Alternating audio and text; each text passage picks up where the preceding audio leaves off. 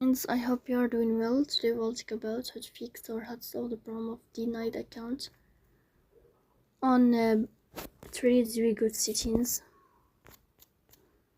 Here we go to apps, default apps, app settings. When above you will search about the application of Threads and we click here. Then we click on first stop and we click OK.